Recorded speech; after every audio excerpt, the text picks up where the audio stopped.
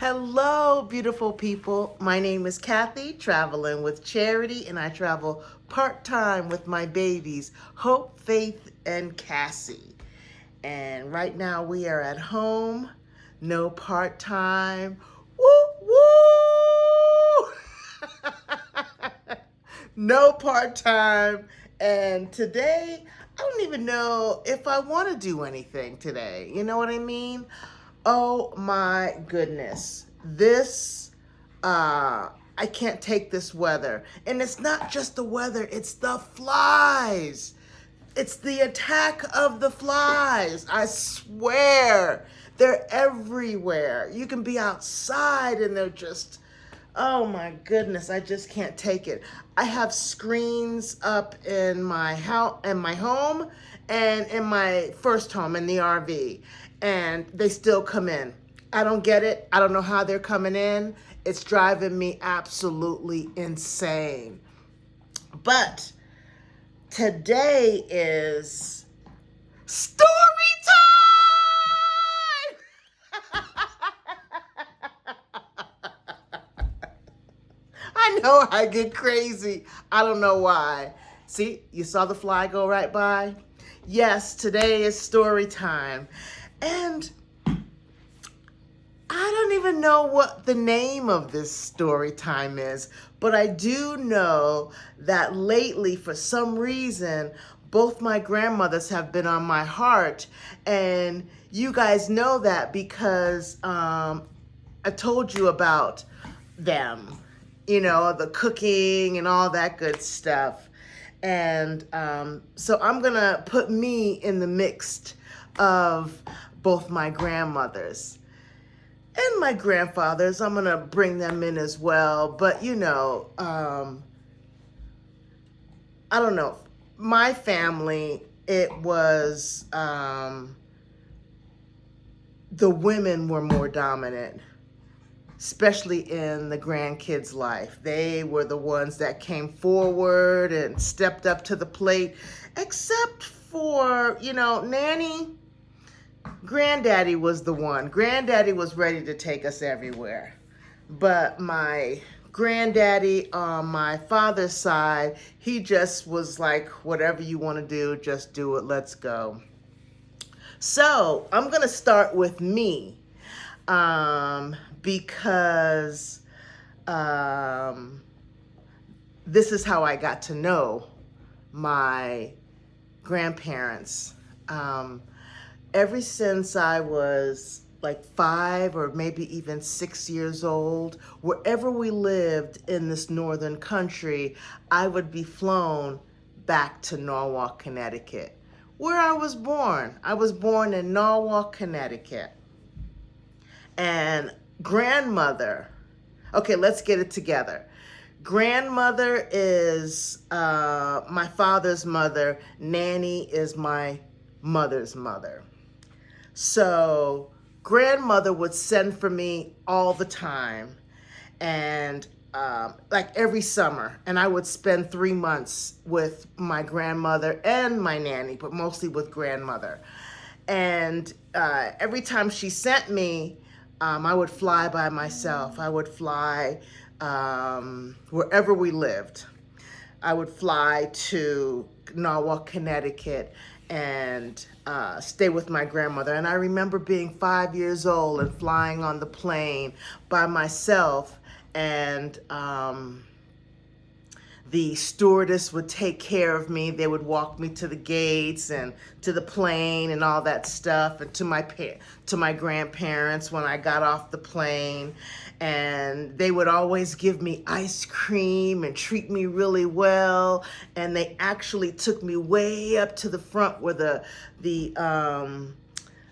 pilots were flying the plane. And I remember just standing there and watching the clouds just come towards us. It was absolutely beautiful. So that was like 5 or 6 years old.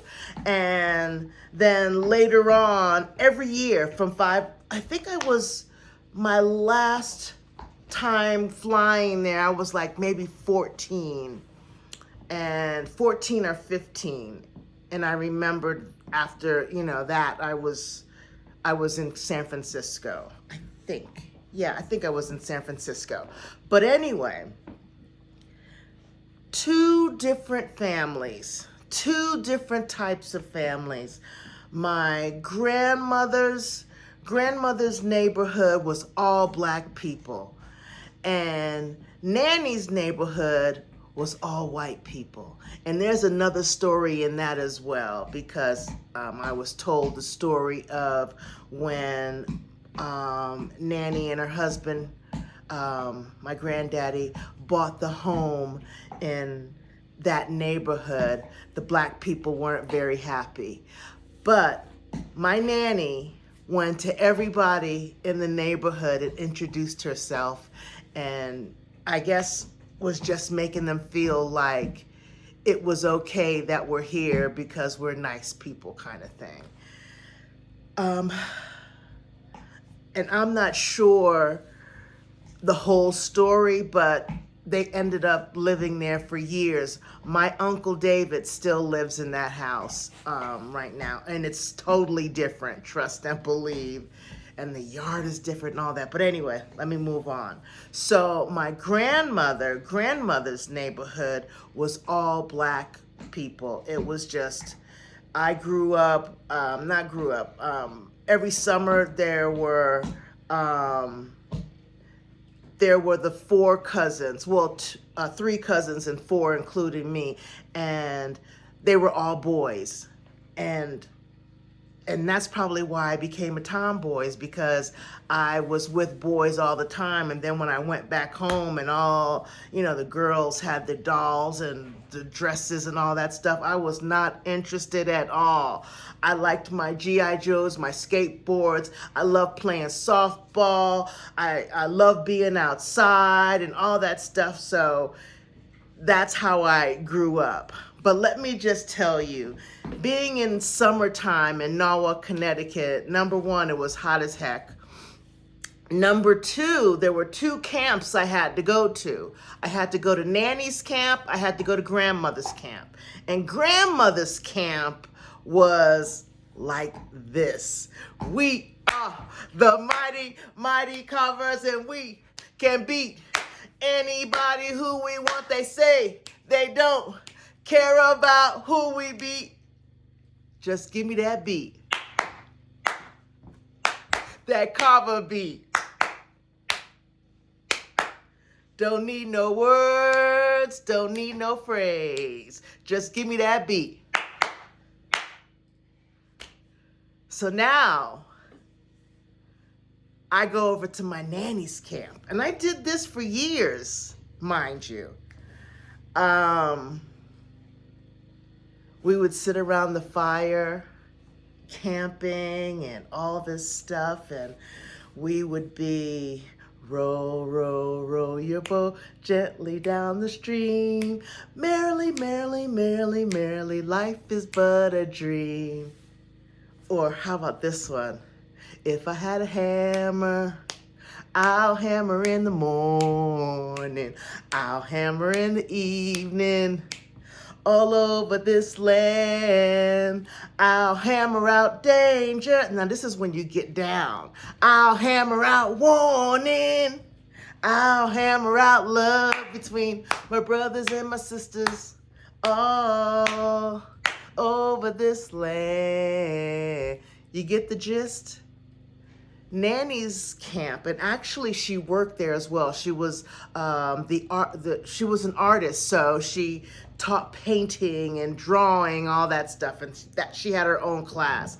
Now this place was absolutely beautiful.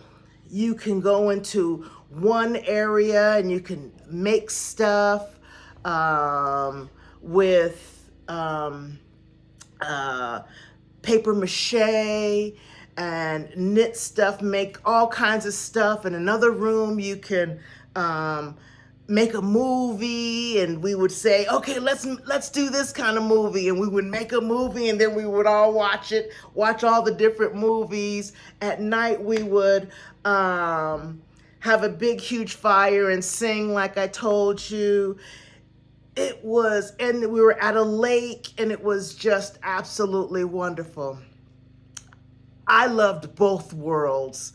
I loved the world with grandmother and I loved the world with nanny. They're different camps. And the camp with grandmother's camp was, we were the Carvers. We basically stayed in the gym of a school, and there were times when we went to like Playland and all that kind of stuff. We would all get on the bus and we would sing those kind of songs with some soul, and then we would get off the bus, and when we got off the bus, we would be singing as we're getting off the bus. It was wonderful. But there was no computers. There was no movie cameras. There was none of that. But I absolutely loved it. I loved both. I couldn't wait to go to both. So yeah, that's how I grew up in the summertime. But let me tell you about my grandmother. My grandmother, before I move on, I want to tell you guys a fun fact about some Black people. Some. I don't want you guys to come at me and say, I didn't go like that. It wasn't like that for me. Some Black people my age, if we walked into a room full of white people and way in the corner, we saw a Black person, do you know how excited we get? Oh my God, there's a Black person!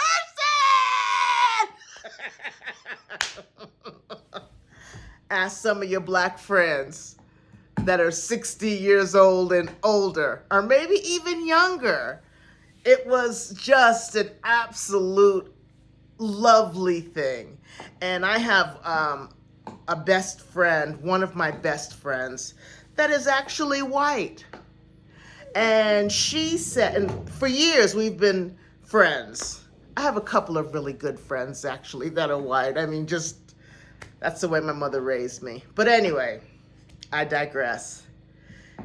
She told me that one time she went into a room and there were all Black people.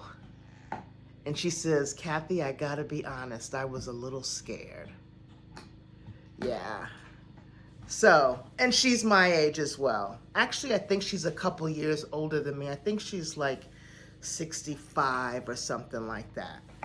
Yeah. So those are like little fun facts for some people. You guys hear me, right? Some people my age or older. I don't know how it is now. I don't even think it's like that anymore. But anyway, let me tell you where my grandmother came from. She was born in Mississippi, and her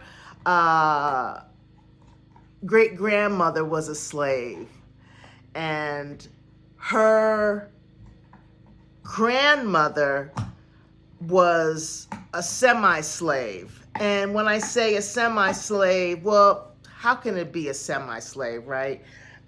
She was probably just a slave, but at that time they were like becoming free and all that stuff, and she was supposedly be free, but still on the land and still doing the same thing. How about that? I guess that's the way it is. And my grandmother learned how to cook her butt off, let me tell you, because when she said she had to learn how to cook when she was 7, and she can cook anything and everything. She was just a magical woman when it came into the kitchen and other things as well. Nanny, on the other hand, and by the way, this is, I'm just going to say it. My grandmother was dark-skinned like myself, and my mother's family was light-skinned Black. They were all just light-skinned Black. I got a message. Okay. They were all light-skinned Black. Even my granddaddy on my nanny's side, on my mother's side, were all light-skinned Black. My grandfather, Nanny's husband, was well off. They even owned,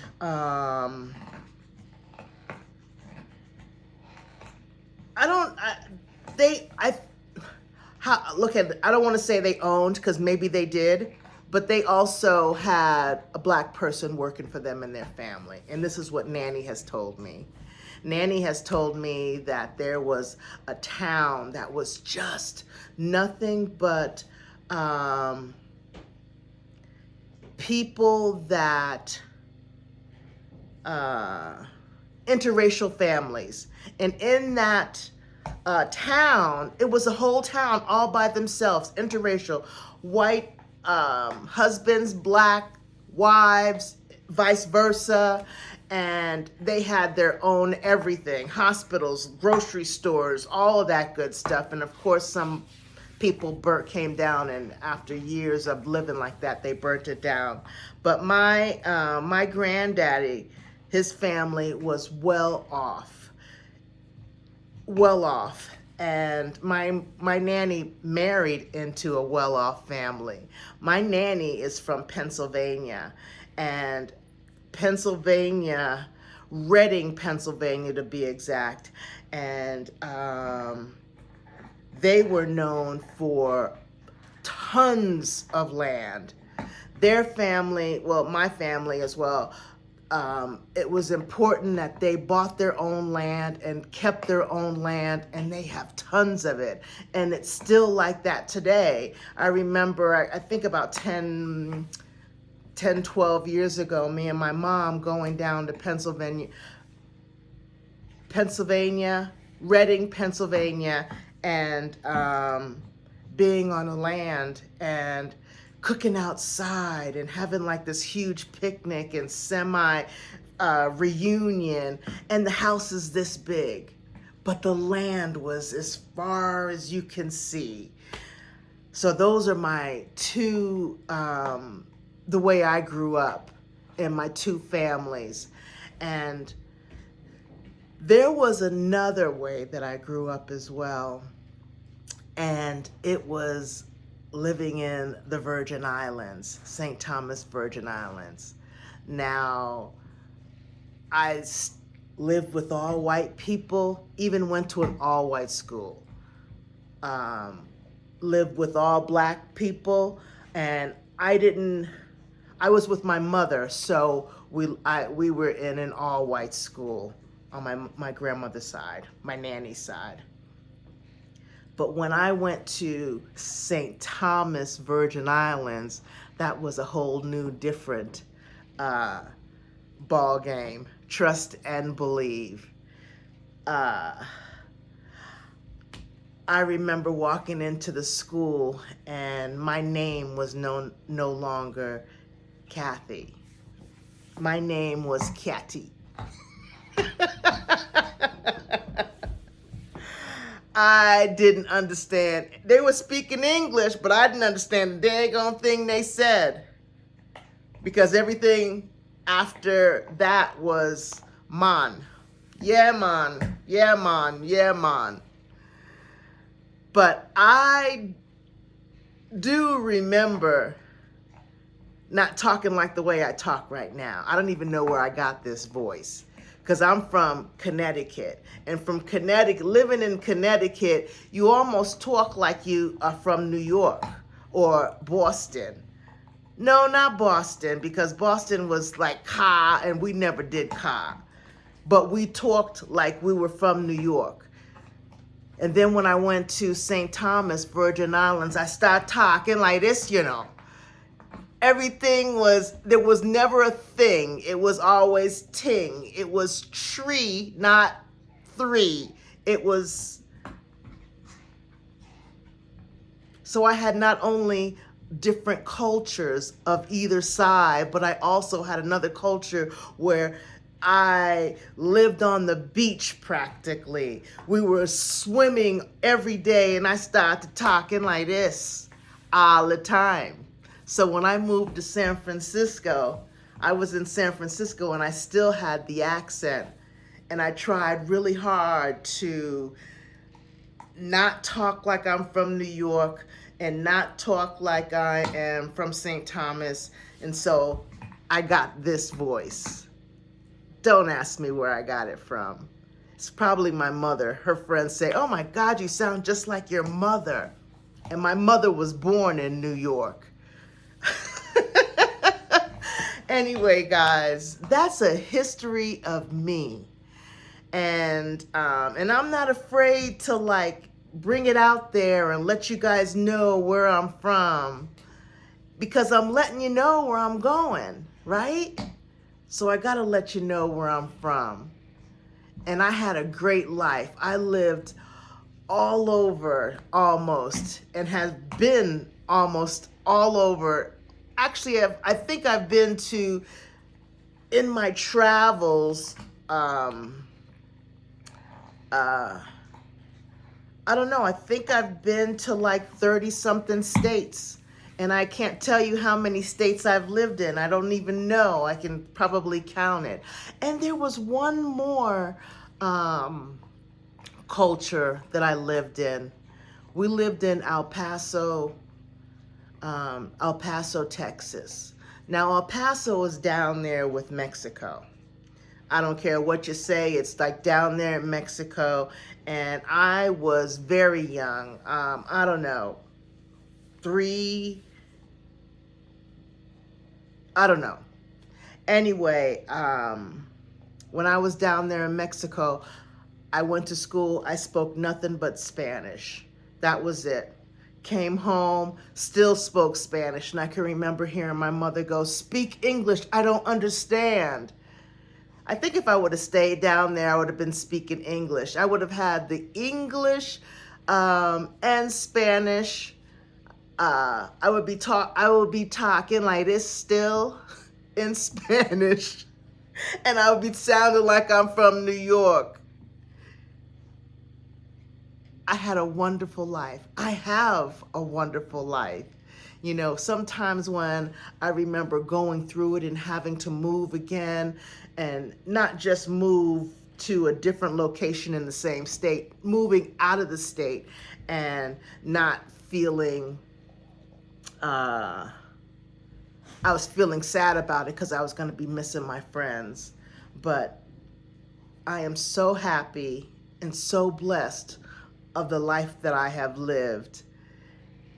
And I'm still here at 60 years old. Can't believe it. Life is absolutely wonderful. And I can't wait for the future. I can't wait to see where I go next. I have no plans. You know, my short-term plans. You know, I think about the plans and I think about what I'm going to do next. What's the matter? The three of you. And that's the other language I speak too, is dog language. I know, sweetie. You're just a sweet baby. This is Cassie. Cassie's with me. And there's Hope and there's Faith. And nobody's on their bed. Actually, I know. What's going on? What's going on? I just told them all about me. I did. I just told them all about me. Ouch. You want to say hi, Cass? Come here, boo-boo. Say hi. Oh, say hi. I just told them all about me. Yeah. You little sweet girl. I have my door open, and underneath I have a I know. I have like this little dog gate so they can see outside and have the dog the air the breeze. But I also have my my fly net, and they're still coming in. I don't know. I don't get it. Gets on my nerves. But anyway, now you know a little bit more about me. And, you know, there's other stories that I can tell you that about me as well. And I probably will one day. But I'm thinking of having, I know. Woo! I'm thinking of having another Q&A. So, if you have any questions, let me know and put them in the comment below, and I can answer the questions. And also, tell me if you have any stories of walking into a room with a different race, and how did it make you feel and you were the only one. Yeah. Anyway, you guys, make it a great day. Thank you so much for following along with me, watching my videos, and just loving me for no daggone reason. And thank you so much to the old subscribers, the new subscribers, and the subscribers to come. Make it a great day and be free. Be free.